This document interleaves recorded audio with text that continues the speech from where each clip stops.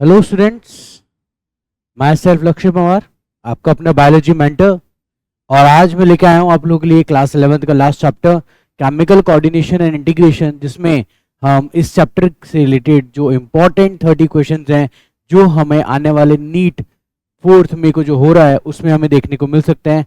तो इन क्वेश्चंस के थ्रू हम पूरे चैप्टर के कॉन्सेप्ट्स को रिवाइज कर लेंगे और हम ये देखेंगे कि इन चैप्टर्स में जो जो क्वेश्चन हैं वो आप नोटिस कर पाएंगे कि ये चैप्टर से क्वेश्चन लॉजिकली हम देखें तो पहले भी बहुत बार आ चुके हैं। तो उन्हीं क्वेश्चंस को हम यहाँ पर देखते हैं जो लॉजिकली रेगुलरली पूछे जाते हैं यहाँ पे। तो जरा स्टार्ट करते हैं हम हमारे केमिकल कोऑर्डिनेशन एंड इंटीग्रेशन। चलिए हम चलते हैं हमारे फर्स्ट क्वेश्चन पे। फर्स्ट क्वेश्चन कहता है vasopressin is responsible for. Vasopressin किसके लिए रिस्पॉन्सिबल है? वैसोप्रेसिन का दूसरा नाम है ADH, anti diuretic hormone, right. तो वैसोप्रेसिन जो है oogenesis कंट्रोल करता है? नो, वैसोप्रेसिन oogenesis कंट्रोल नहीं करता। वैसोप्रेसिन जो है regulating blood pressure and act on nephron tubule. Yes, vasopressin हमारे ब्लड प्रेशर को रेगुलेट करता है और डीसीटी पर वर्क करता है, वाटर के रीएब्सॉर्प्शन में हेल्प करता है। हमारे एक्सेस वाटर जो यूरिन के थ्रू बॉडी के बाहर निकल जाता है उसको ये प्रिवेंट करता है। ये सेकेंड ऑप्शन इसका right answer. Next, regulating formation of pigment. Pigment तो melanocytes, right. Controlling spermatogenesis. Spermatogenesis किससे होगा यहाँ पर? एलएच। तो यहाँ पर इसका राइट आंसर क्या है हमारा? Option second. चलिए बढ़ते हैं नेक्स्ट क्वेश्चन की ओर। सेकंड क्वेश्चन क्या कहता है? आईसीएसएच इन मेल्स एक्ट ऑन। आईसीएसएच क्या है? आईसीएसएच इंटरस्टिशियल सेल्स स्टिमुलेटिंग हार्मोन। क्या बोला मैं? इंटरस्टिशियल सेल्स स्टिमुलेटिंग हार्मोन इस आईसीएसएच का पूरा नाम, ठीक है। तो इंटरस्टिशियल सेल्स बोला ना मैंने, तो इंटरस्टिशियल सेल्स कौन सी सेल्स होती हैं? इंटरस्टिशियल स्पेस में कौन सी सेल्स होती हैं? लेडिक सेल्स, जिनको ये स्टिमुलेट करता है। लेडिक सेल को स्टिमुलेट करता है आईसीएसएच कि आप जल्दी से टेस्टोस्टेरोन को रिलीज करो। किसको रिलीज करो? टेस्टोस्टेरोन को रिलीज करो। तो यहाँ आईसीएसएच मेनली किस पर एक्ट करेगा? हमारे लेडिक सेल पर, ना कि स्पर्मेटिड पे, ना कि सर्टोली सेल्स पे, ना ही स्पर्मेटोगोनिया पर। क्लियर है? अच्छा, मैं पूछ लूं कि सर्टोली सेल पे कौन सा हार्मोन एक्ट करता है, तो उसका आंसर क्या आ जाएगा हमारा? सर्टोली सेल पे जो हार्मोन एक्ट करेगा वो होगा हमारा एफएसएच। कौन सा होगा? Follicle stimulating hormone. चलिए आगे बढ़ते हैं नेक्स्ट क्वेश्चन पर। Gorilla like man with large head and hands and protruding jaw is produced due to। यहाँ पर जो साइज है बॉडी के पार्ट्स का वो क्या है? बड़ा हो गया है। गोरिल्ला जैसा पर्सन दिख रहा है, हेड बड़ा है, हैंड्स बड़े हैं, जॉ थोड़े बाहर निकले हुए हैं। ये सब किस वजह से होता है? चलिए देखते हैं। Over secretion of thyroxine, over secretion of growth hormone, excess of vitamin C in diet, excess secretion of TSH. यहाँ पर मैं आपको बता दूं कि हमारी बॉडी में ग्रोथ हार्मोन होता है। कौन सा होता है?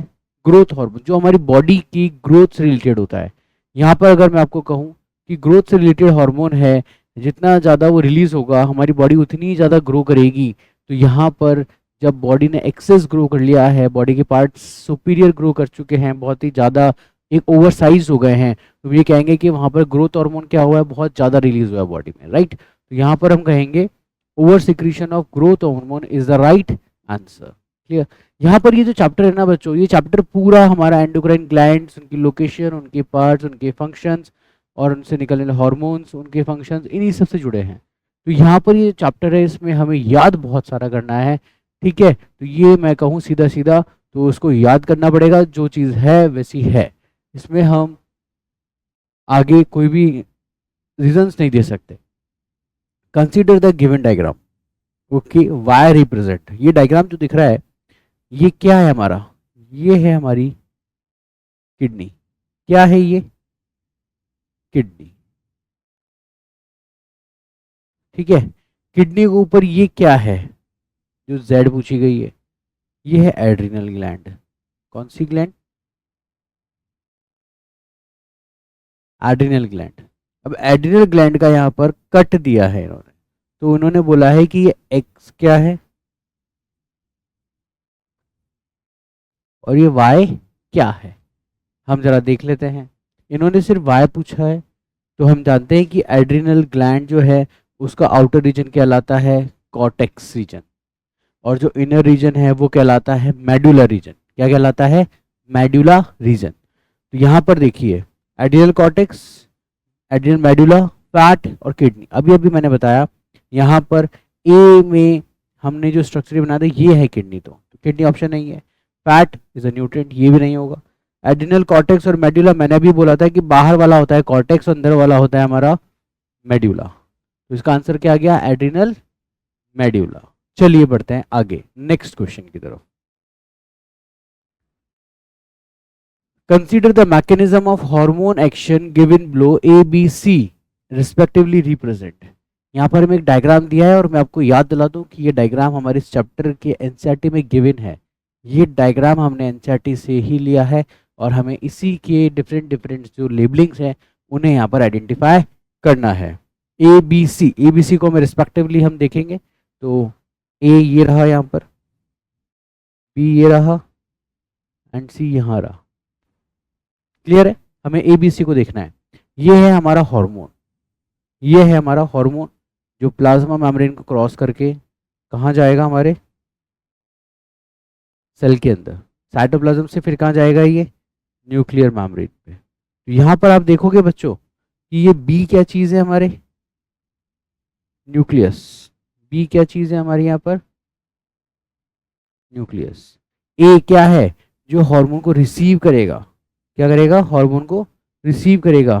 तो ए हो गया हमारा hormone receptor complex, hormone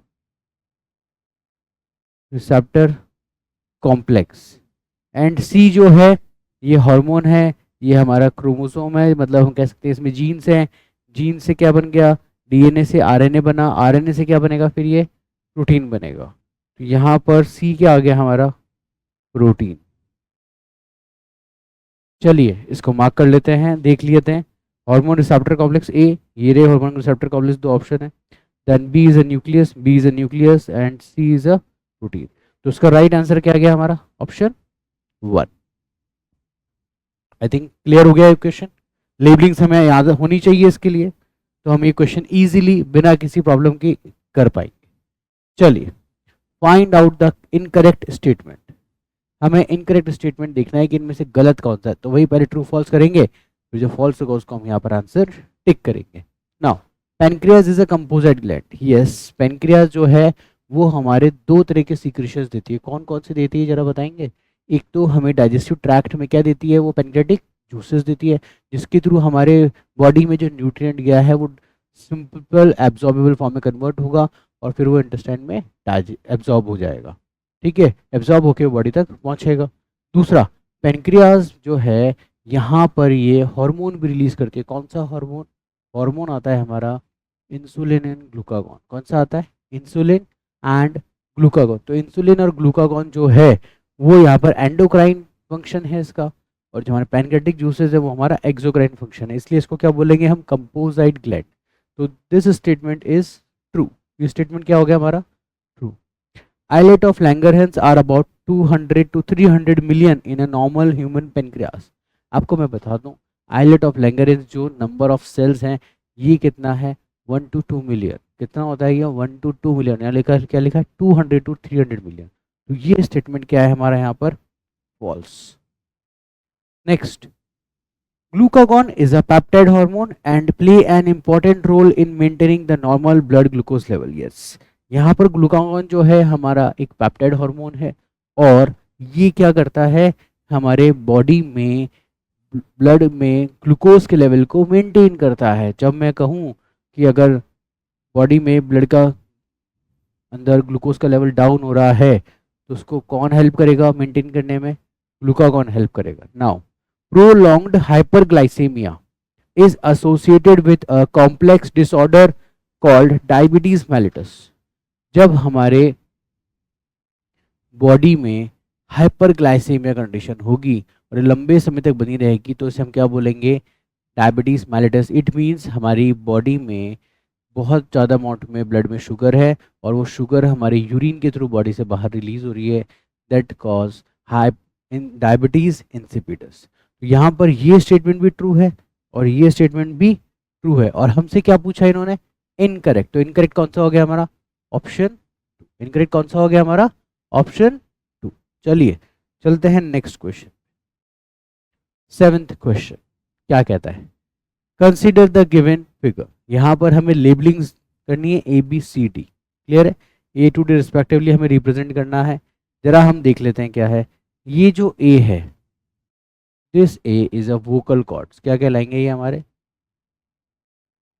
vocal cord. Now the B, B क्या है हमारे यहाँ पर, थायराइड ग्लैंड।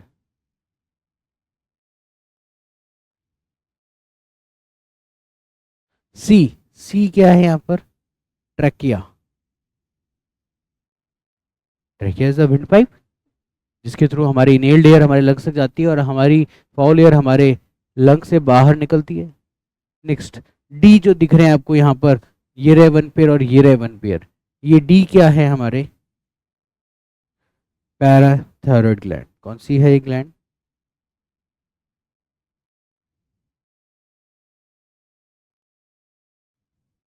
तो मैंने A B C D mark कर दिया, अब ऑप्शन में मैच करना है और हमें आंसर टिक करना है। तो ए है हमारा वोकल कॉर्ड्स, वोकल कॉर्ड यहाँ भी है, वोकल कॉर्ड यहाँ भी, वोकल कॉर्ड यहाँ भी। बी है हमारा thyroid gland, vocal cord, thyroid gland, trachea नहीं, तो यहाँ thyroid gland, C trachea and D parathyroid gland. तो इस क्वेश्चन नंबर 7 का राइट आंसर जाता है ऑप्शन 1। क्लियर है सभी को। तो ये डायग्राम जो था, ये डायग्राम बेस्ड क्वेश्चन था और ये डायग्राम भी हमारे एनसीईआरटी में गिवन है। तो अंडरस्टूड है, हमें अभी तक मैंने 7 में से 3 क्वेश्चन डायग्राम के कर लिए। हमें अंडरस्टूड हो गया है कि हमारे इस चैप्टर से डायग्राम रिलेटेड क्वेश्चंस आते हैं, और आप देखोगे तो पुराने नीट के पेपर में भी ऐसा हुआ है कि इस चैप्टर से बहुत सारे डायग्राम बेस्ड क्वेश्चंस आए हैं। चलिए आगे बढ़ते हैं। Next question, identify A, B and C in the diagrammatic representation of the mechanism of hormone action। Again diagrammatic question है, यहाँ पर ए बी सी लेबलिंग करनी है, यहाँ पर हार्मोन का एक्शन का मैकेनिज्म शो हो रहा है और हमें ये बताना है कि ए बी सी क्या है। चलिए बात करते हैं ए बी एंड सी। ए क्या है, ए है हमारे यहाँ पर हार्मोन, ए क्या है हमारे यहाँ पर हार्मोन जो हमारे सेल पर एक्ट करने वाला है। नाउ ये है हमारी सेल मेम्ब्रेन, ये क्या है हमारी सेल मेम्ब्रेन, और सेल मेम्ब्रेन पर क्या होंगे, रिसेप्टर्स जो उस हार्मोन को रिसीव करेंगे, उस हार्मोन को अपने पास एक्ट करने के लिए, अलाउ करने के लिए रिसीव करेंगे, राइट। तो ये बी क्या होंगे हमारे,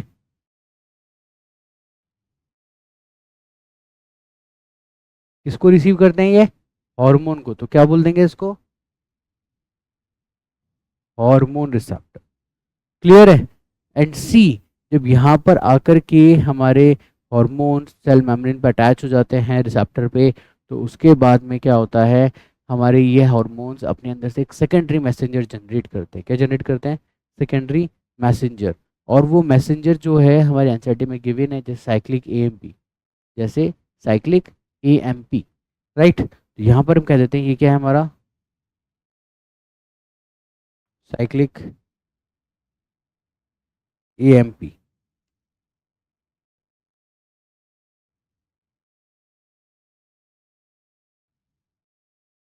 तो मैच कर लेते हैं answer. First is a hormone, okay, ये कौन सा हार्मोन है हमें ये भी बताना पड़ेगा। दूसरा receptor, right. Third cyclic AMP, clear.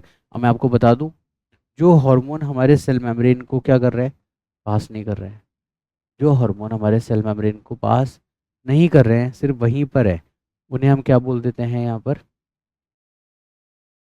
Protein hormones. वो किस में काउंट होते हैं, हमारे प्रोटीन हार्मोन्स में। तो यहाँ पर इसका आंसर क्या गया हमारा, ऑप्शन क्या गया, ऑप्शन आंसर ऑप्शन बी। चलिए आगे बढ़ते हैं नेक्स्ट क्वेश्चन की तरफ। Which of the following hormone is responsible for both the milk ejection reflex and fetal ejection? मतलब जब कोई प्रेग्नेंट वुमन की डिलीवरी होती है तो फीटस को इजेक्ट मतलब बाहर निकालने वाला रिफ्लेक्स कौन जनरेट करता है, और पार्चुरेशन प्रोसेस के बाद में फीटस जो डिलीवर हो गया है उस न्यू बॉर्न बेबी के नरिशमेंट के लिए मिल्क को इजेक्ट करने वाला रिफ्लेक्स भी कौन जनरेट करेगा, जरा उसकी बात कर लेते हैं। तो एस्ट्रोजन ऐसा करेगा क्या? एस्ट्रोजन ऐसा कभी नहीं करता, एस्ट्रोजन ऐसा कभी भी नहीं करता। दूसरा प्रोलैक्टिन, प्रोलैक्टिन हमारे यहाँ पर मिल्क प्रोडक्शन में हेल्प करेगा लेकिन फीटस इजेक्शन में हेल्प नहीं करेगा। हमें ऐसा बताना है जो दोनों काम में इन्वॉल्व हो रहा हो। नेक्स्ट आता है यहाँ पर रिलैक्सिन और ऑक्सीटोसिन। तो हमारा राइट आंसर जाएगा ऑक्सीटोसिन। ऑक्सीटोसिन क्या करता है? हमारे यूट्रस कॉन्ट्रैक्शन को रिलीज करता है, यूट्रस कॉन्ट्रैक्शन करेगा जिससे फीटस भी इजेक्ट होगा और वो हमारे मिल्क प्रोडक्शन को स्टार्ट करेगा। तो राइट आंसर इज ऑक्सीटोसिन। चलते हैं आगे नेक्स्ट क्वेश्चन की तरफ। Which of the following conditions will stimulate parathyroid gland to release parathyroid hormone? कौन सी कंडीशंस होती है जो मजबूर करती है पैराथायराइड ग्लैंड को पैराथायराइड हार्मोन रिलीज करने के लिए? यहाँ पर पैराथायराइड हार्मोन जो है बच्चों, ये क्या करता है? ये हमारे ब्लड में कैल्शियम के लेवल को मेंटेन करता है। अगर हमारी बॉडी में ब्लड में कैल्शियम लेवल ज़्यादा होता है तो उसको बोन पर डिपॉजिट कराया जाता है, और अगर ब्लड में कैल्शियम लेवल कम होता है तो बोन से रिलीज करके ब्लड में कैल्शियम आयरन मिनरल्स लाए जाते हैं। तो यहाँ पर पैराथायराइड हार्मोन को स्टिमुलेट कब करेंगे? जब ब्लड में कैल्शियम का लेवल डाउन होगा। तो विटामिन डी ये तो बिल्कुल भी नहीं हो सकता, कैल्शियम लेवल्स हैं, हम यहाँ पर कभी भी बोन में कैल्शियम लेवल नहीं देखेंगे। क्लियर? दो ऑप्शन तो हो गए हमारे यहाँ पर eliminate. Now fall in blood calcium level, rise in blood calcium level. तो मैंने क्या बोला? जब ये कम होता है कैल्शियम का लेवल तब ही ये स्टिमुलेट होता है हमारे कैल्शियम लेवल को इंक्रीज करने के लिए। तो राइट आंसर है हमारा fall in blood calcium level. Option 4 भी हमारा यहाँ पर होता है wrong. Now next question. Artificial light extend the work time and reduce sleep time disturb the activity of. हमें आर्टिफिशियल लाइट मिलती है, इसको हमारा वर्क टाइम बढ़ जाता है, हमारा स्लीप टाइम जो होता है वो डिस्टर्ब हो जाता है, हमारा मतलब बायोलॉजिकल साइकिल डिस्टर्ब हो जाती है अगर मैं कहूँ तो। वो हमारे कौन सी ग्लैंड को हम करता है? पीनियल ग्लैंड को। पीनियल ग्लैंड कहाँ होती है? At the base of cerebrum, या मैं कहूँ at the dorsal side of cerebrum होती है पीनियल ग्लैंड। और पीनियल ग्लैंड जो है वही यहाँ पर डिस्टर्ब होगी। राइट आंसर क्या है हमारे? Pineal gland. चलिए आगे बढ़ते हैं। नेक्स्ट क्वेश्चन हमारा 12। इस क्वेश्चन को देखते हैं हम। ये क्वेश्चन जो है मैच द फॉलोइंग, इसमें कॉलम 1 कॉलम 2 क्या है हमारे यहाँ पर? Column 1 column 2। तो यहाँ पर हम बात करते हैं डिफरेंट डिफरेंट ग्लैंड्स, उनसे निकलने वाले सीक्रीशंस के मिसमैनेजमेंट से जो हमें डिजीज़ होती है वो यहाँ पर गिवन है। जरा देखते हैं इसमें कौन सी ग्लैंड से कौन सा डिजीज़ हो सकती है।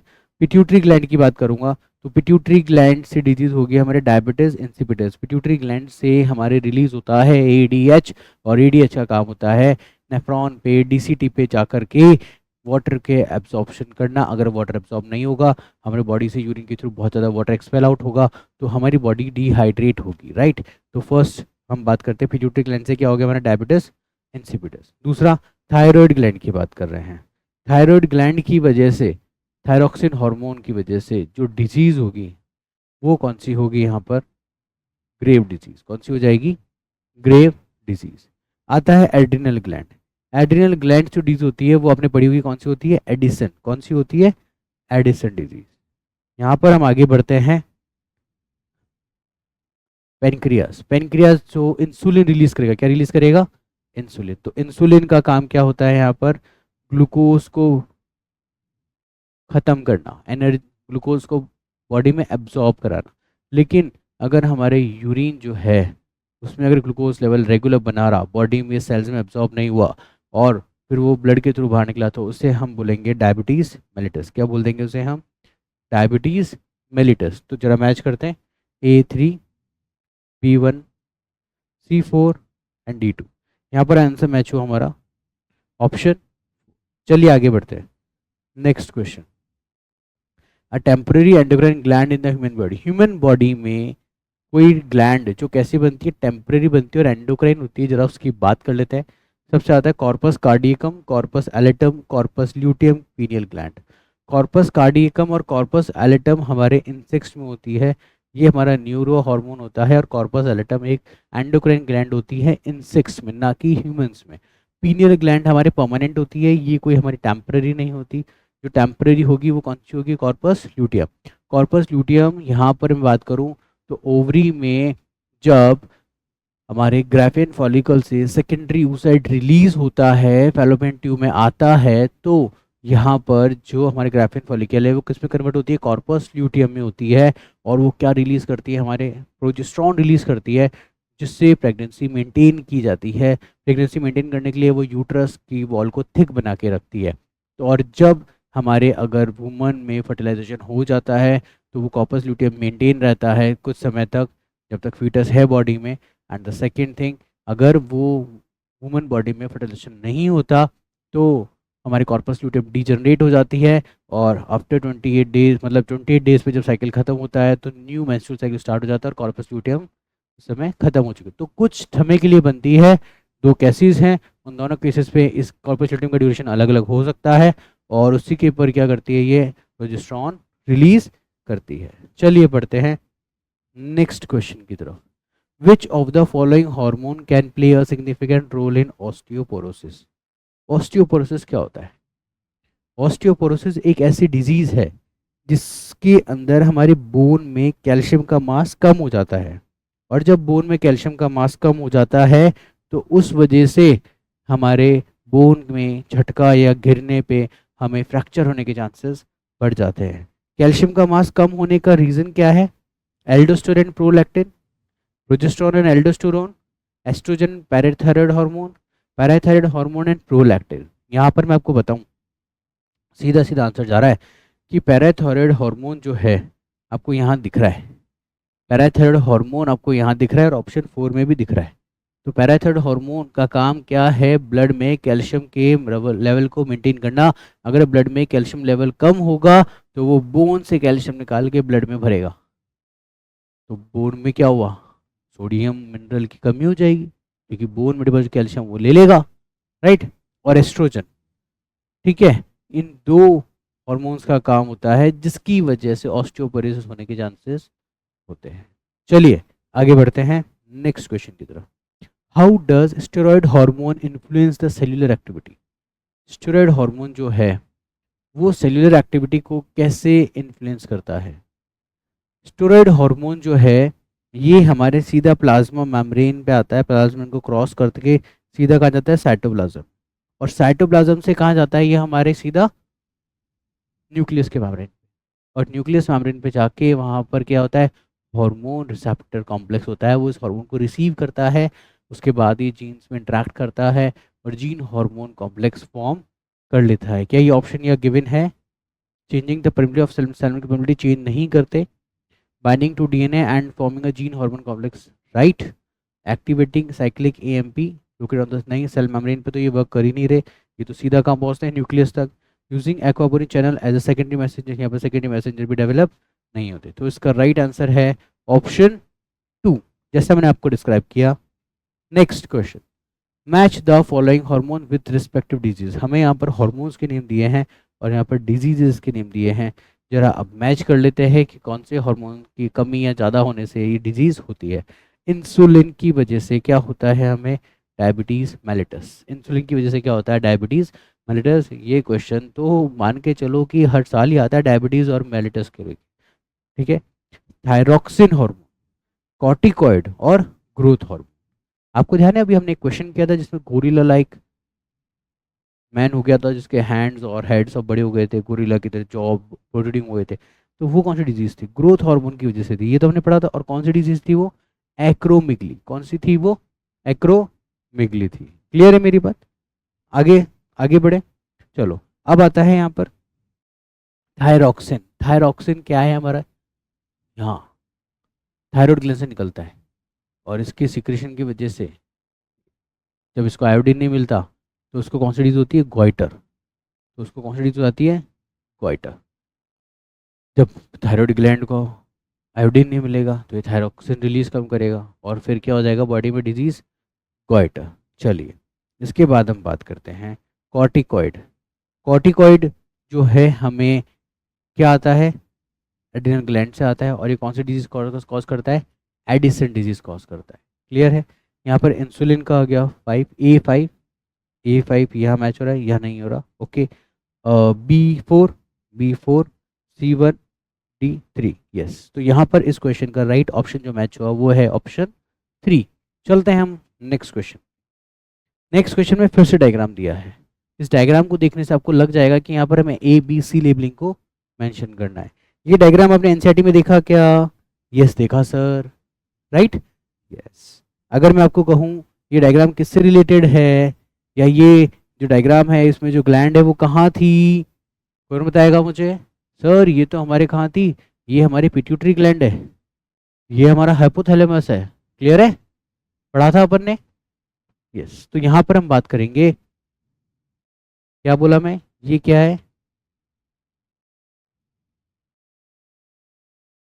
हाइपोथैलेमस। बी क्या है? सर ये तो वो न्यूरॉन्स हैं जो हमारे हाइपोथैलेमस से सिक्रीशन को पोस्टीरियर पिट्यूटरी ग्लैंड में लेकर आते हैं। एक न्यूरॉन तो ये रहा, और एक न्यूरॉन यहाँ पर हमारे पोर्टल सर्कुलेशन को चलाता है। यस, तो हाइपोथैलेमस से आने वाला न्यूरॉन क्या कहलाएगा यहाँ पर? Hypothalamic neuron.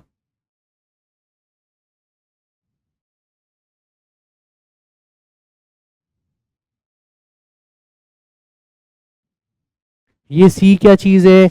यहाँ से ब्लड आता है, ये घूमता है, इस तरह से ही चलता है, तो ये क्या था हमारा? Portal circulation.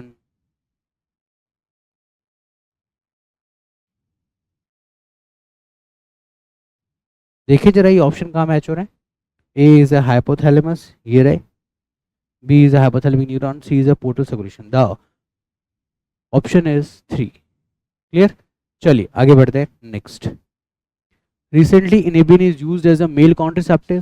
Second, cells of Sertoli cell in seminiferous tubule have been found to secrete a protein factor named inhibin, okay, which directly inhibits secretion of FSH by pituitary. क्या यहाँ पर जो इनहिबिन है उसको हम मेल कॉन्ट्रासेप्टिव कह सकते हैं क्या? यहाँ पर जो इनहिबिन है, जरा इसकी बात करो। इनहिबिन हार्मोन कौन रिलीज करता है? Sertoli cells. कौन रिलीज करता है? Sertoli cells. जब स्पर्म मेटोजेनेसिस होता है और बहुत ज़्यादा स्पर्म का फॉर्मेशन होता है, क्या होता है? बहुत ज़्यादा स्पर्म का फॉर्मेशन हो रहा है। तो जब स्पर्म का फॉर्मेशन बहुत ही ज़्यादा हो रहा है और सर्टोली सेल्स आती है कि अब स्पर्म का फॉर्मेशन थोड़ा सा कम हो जाए, तो ये सर्टोली सेल्स क्या रिलीज करती है? इनहिबिन हार्मोन रिलीज करती है। और ये इनहिबिन हार्मोन जो है हमारे क्या करता है? सीधा पिट्यूटरी ग्लैंड पे जाके ICSH को क्या करता है? सप्रेस करता है। ICSH सप्रेस होगा तो ICH के सप्रेस होने से फिर लेडिक सेल्स पर जो एक्ट होना था वो कम हो जाएगा, और लेडिक सेल्स से जो टेस्टोस्टेरोन निकल रहा है वो थोड़ा कम हो जाएगा, जो स्पर्मेटोजेनेसिस को इनिशिएट कर रहा था। तो इस तरह से ये काम करता है। तो यहाँ पर असर्शन भी सही है और रीज़न भी सही है। क्लियर है मेरी बात? यहाँ पर ये दोनों ही चीज़ क्या हो गए? बिल्कुल करेक्ट। चलिए आगे बढ़ते हैं। A pregnant female deliver a baby who suffers from stunted growth, mental retardation, low intelligence quotient and abnormal skill. यहाँ पर एक प्रेग्नेंट फीमेल ने एक बेबी को डिलीवर किया, और उस बेबी की हम बात करें तो उसमें आपको कुछ एबनॉर्मलिटी लगी। कौन सी लगी जरा देखें। मैं यहाँ पर टोटली मैं देखूँ तो मुझे ग्रोथ अच्छे से नहीं दिखाई दी। ग्रोथ अच्छे से दिखानी, चाहे वो बॉडी की ग्रोथ हो, चाहे मेंटल ग्रोथ हो, चाहे इंटेलिजेंस हो, चाहे स्किन हो, वो सब हमें यहाँ पर लो दिखाई दिया। ये सब क्यों होता है? ये जब प्रेग्नेंट वुमन के अंदर थायराइड ग्लैंड क्या करता है? थायरोक्सिन हार्मोन रिलीज करेगा। तो थायरोक्सिन हार्मोन क्या करेगा? बॉडी के अंदर मेटाबॉलिज्म का काम करता है। और जब अगर फीमेल बॉडी में थायरोक्सिन हार्मोन कम रिलीज होगा, और कम रिलीज होने की वजह से क्या होगा? मेटाबॉलिज्म कम होगा, तो फिटस की ग्रोथ क्या होगी? कम होगी। थायराइड ग्लैंड से हार्मोन कम रिलीज होने का कारण क्या है? बॉडी में प्रॉपर अमाउंट ऑफ आयोडीन नहीं पहुंचना। जब बॉडी में आयोडीन नहीं पहुंचेगा तो थायराइड ग्लैंड वर्क नहीं करेगी। क्लियर? और उसकी वजह से प्रेग्नेंट वूमन में ये जब डिसऑर्डर होगा तो आने वाले फीटस पे सीधा डायरेक्ट इफेक्ट दिखाई देगा। तो यहाँ पर देखते हैं कौन सा ऑप्शन जाता है। ये तो गलत, ये गलत, सही। Deficiency of iodine in diet, growth hormone no, answer. Clear है मेरी बात? तो यहाँ पर आगे बढ़ते हैं अब हम नेक्स्ट क्वेश्चन की तरफ। Which of the following statement is correct in relation to the endocrine gland? Endocrine system के रिलेशन में यहाँ पर स्टेटमेंट दिया है, और कौन से सही है और कौन से गलत है ये हमें देखना है। तो फर्स्ट स्टेटमेंट क्या कहता है, releasing and inhibitory hormone are produced by pituitary gland. No, pituitary gland ये नहीं करती। कौन करता है, हाइपोथैलेमस। तो ये स्टेटमेंट हो गया हमारा। Adenohypophysis is under direct neural regulation of the hypothalamus. No, adenohypophysis कभी भी न्यूरल से रेगुलेट नहीं होता। जो न्यूरल से रेगुलेट होता है उसको न्यूरोहाइपोफाइसिस बोलते हैं। ये भी क्या हो गया हमारा। Organ in the body like gastrointestinal tract, heart, kidney and liver do not produce any hormone. अभी मैंने बात की है कि बहुत सारे हार्मोन्स बहुत सारे ऑर्गन से निकलते हैं। इसमें नया एग्जांपल आ गया, गैस्ट्रोइंटेस्टाइन CCK निकलता है, जैसे मैं आपको बता दूं।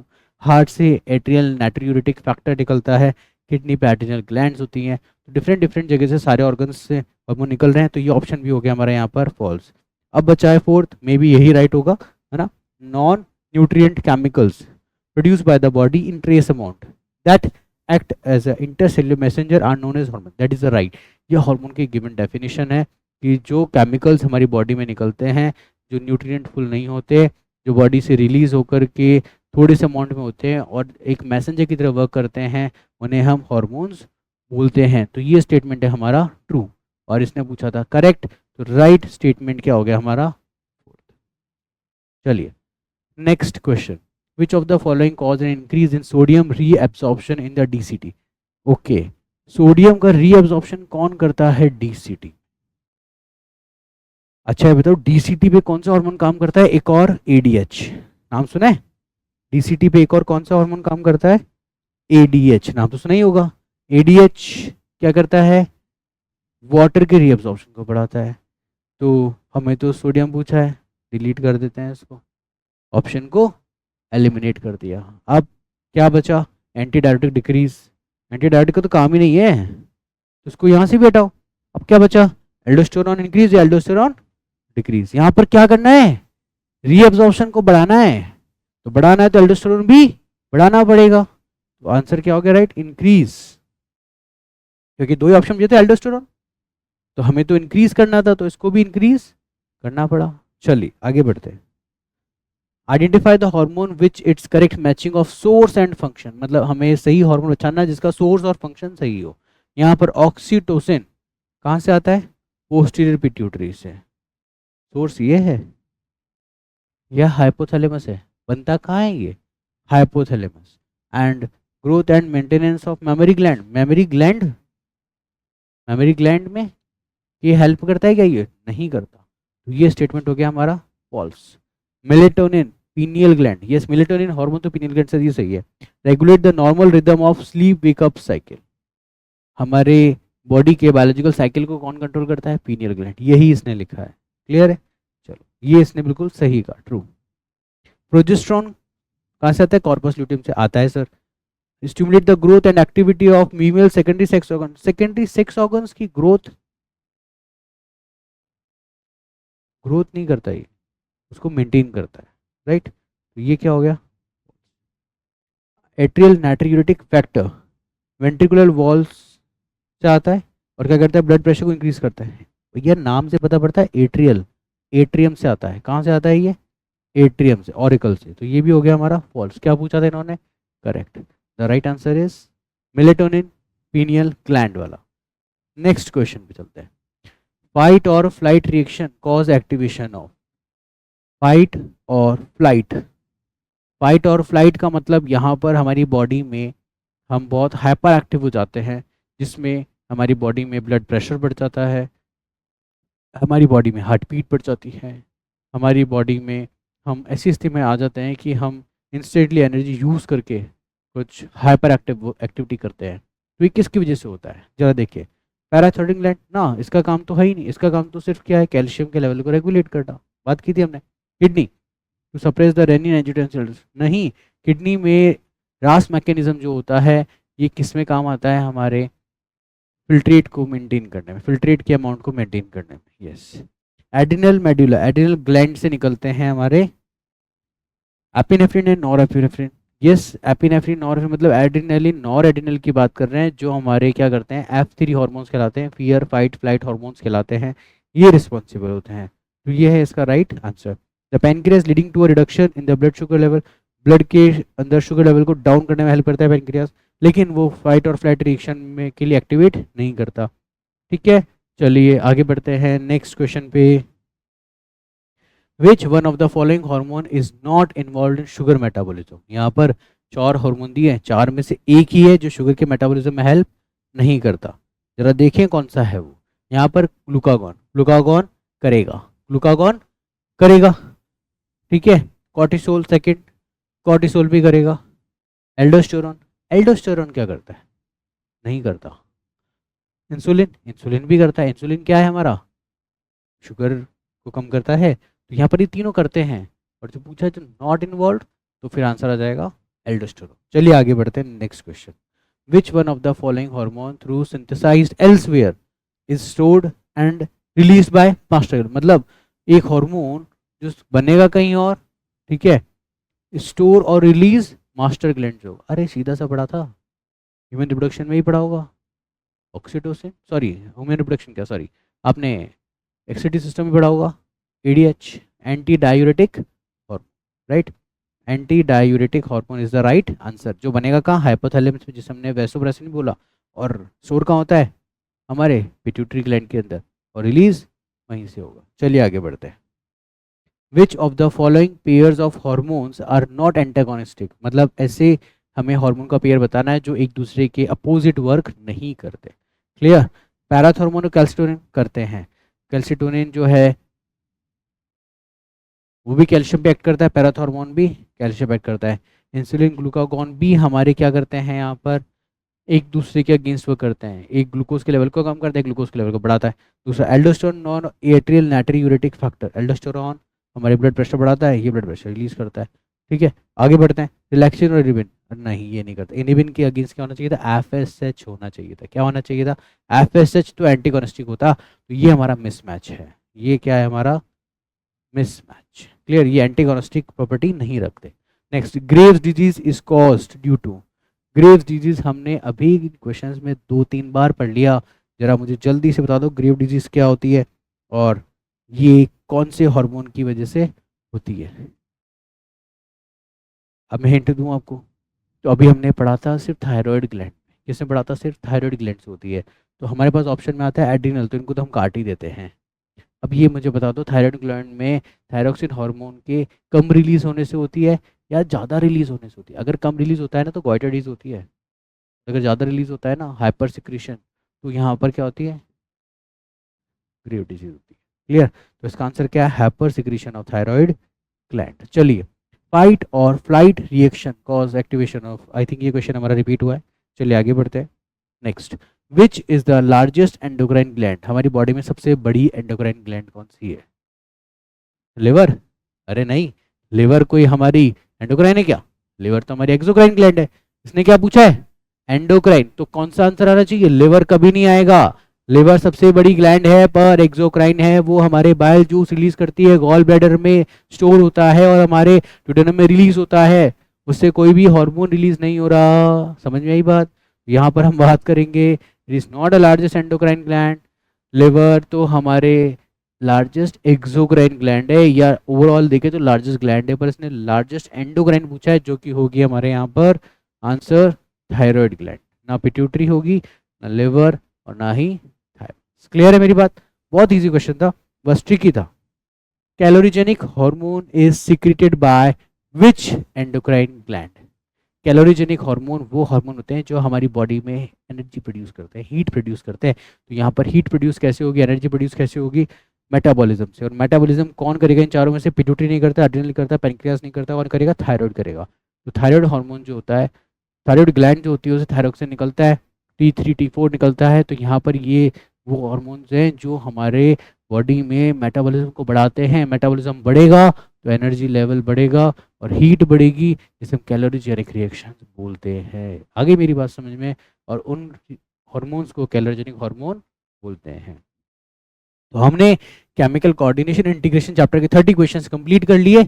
इन 30 क्वेश्चंस के साथ में अगर मैं आपको बोलूं कि हमें सारे कॉन्सेप्ट्स इस चैप्टर से रिवाइज हो गए? यस, हो गए। क्लियर? हमने मोस्ट ऑफ द इम्पॉर्टेंट जितनी भी ग्लैंड्स हैं, उनके हार्मोन्स हैं, उनके फंक्शंस हैं, उनके हाइपर सिक्रेशन से डिजीज है, वो हमने इन क्वेश्चंस में कवर कर लिए हैं। तो देख लेना आप कि आने वाले 4 मई को जो नीट हो रहा है, जिसमें आप अपनी सीट पक्की करनी चाहते हो, उस नीट में आपको 30 क्वेश्चंस बहुत ही हेल्प करेंगे, बिकॉज आपको इस चैप्टर से जो क्वेश्चन मिलेंगे वो प्रोबेबिलिटी है कि सारे सारे यहीं से आने वाले हैं।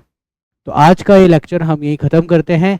नेक्स्ट लेक्चर में हम मिलेंगे जल्द ही, वही इंपॉर्टेंट 30 क्वेश्चन के साथ में। 30 क्वेश्चन होंगे इंपॉर्टेंट सिलेक्टेड, जो हमारे आने वाली नीट में होंगे प्रेजेंट। और अगर मैं आपको कहूँ तो नेक्स्ट चैप्टर के साथ हम मिलेंगे नेक्स्ट क्लास में बहुत ही जल्द। Thank you.